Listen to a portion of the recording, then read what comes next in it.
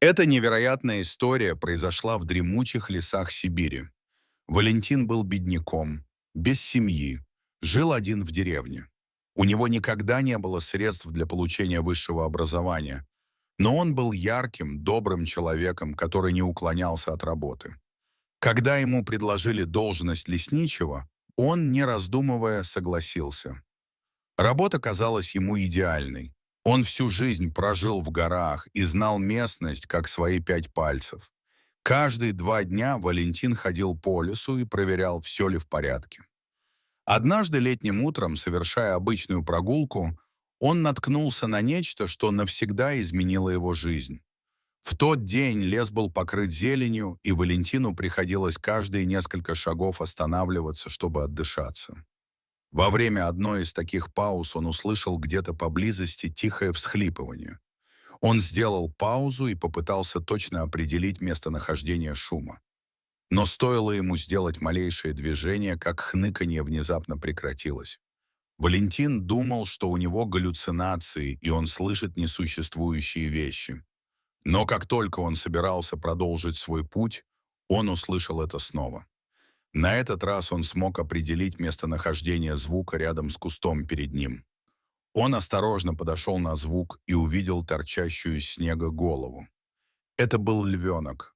Животное плакало и трясло головой, стряхивая траву. Валентин присмотрелся и заметил на его теле кровавые следы от укусов.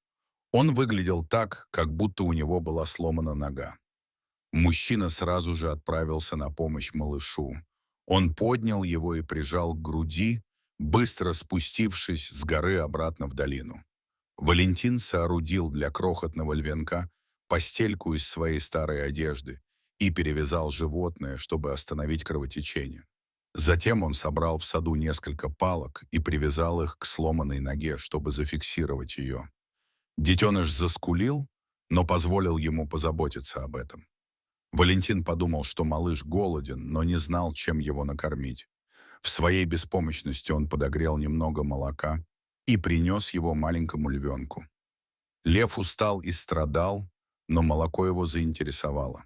Валентин поставил миску на пол, и он стал медленно слизывать молоко языком. Мужчина продолжал посвящать свои дни заботе о львенке. Детеныш с каждым днем становился все больше и больше. Со временем его травмы зажили. Но на ноге остался длинный шрам. Валентин назвал его Гор. Через 6 месяцев хрупкий детеныш превратился в величественного льва. Гор часто сопровождал Валентина в его походах в горы. Во время этих прогулок Валентин замечал, как Гор резвится и играет в траве, как гигантский домашний кот. Лесник был счастлив, что лев окреп. Однако он знал, что Гор все же дикое животное и не создан для жизни в неволе.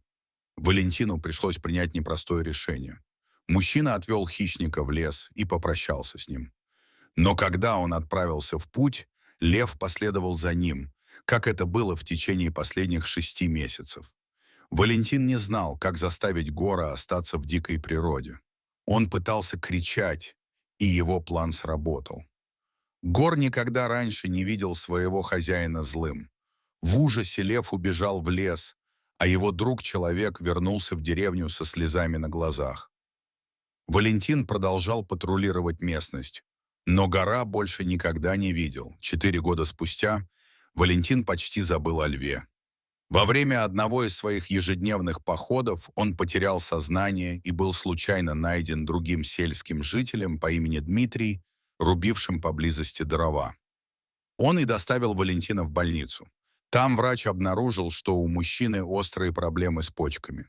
Лесник пробыл в больнице несколько дней, но отказался от операции по спасению жизни из-за высокой стоимости. Следующим летом он вернулся в патруль, когда увидел столбы дыма, поднимающиеся с гор. Район был опустошен лесными пожарами, и рейнджер-мужчина знал, что что-то не так. Пламя быстро распространилось и подошло очень близко к Валентину. Затем мужчина начал бежать вниз с горы так быстро, как только мог. К сожалению, ослабленный своим слабым здоровьем, он споткнулся и упал. Мужчина беспомощно лежал на земле и не мог самостоятельно встать. Тем временем пламя безжалостно распространялось позади него. Мужчина уже смирился со смертью. Но в этот отчаянный момент перед ним внезапно появился лев. Валентин не знал, что делать. Огонь был позади него, приближаясь с каждой секундой. И вот перед ним встал лев, преградив ему путь. Валентин закрыл глаза и решил смириться со своей участью. Но то, что лев сделал дальше, потрясло его. Когда он открыл рот, он схватился за одежду, а не за кожу человека, и начал тащить его прочь от пламени. Ошеломленный, Валентин начал сползать с горы вслед за львом.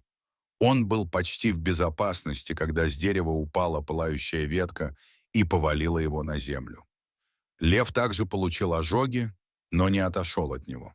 Напротив, хищник отдернул ветку от человека, расчищая путь. Он был сбит с толку поведением льва, но сейчас было не время сомневаться в его намерениях. Лев привел его домой, и когда он убедился, что человек в безопасности, он нежно потерся своим телом о ноги человека. Это движение вернуло Валентина к реальности. Он думал, что спит, но теперь он узнал своего старого друга Гора. Хотя он вырос и стал больше, у льва все еще был длинный шрам на ноге. Валентин посмотрел на льва и громко спросил, не Гор ли это. Услышав свое имя, он посмотрел на него и издал долгий рев одобрения. Однако через несколько минут лев вернулся в лес. Валентин отчаянно хотел, чтобы его старый друг остался с ним еще немного, но животное теперь знало свое место в мире и вернулось в свою естественную среду обитания. Дорогие зрители, если вам понравилось это видео, то ставьте лайк и подписывайтесь на наш канал. До свидания.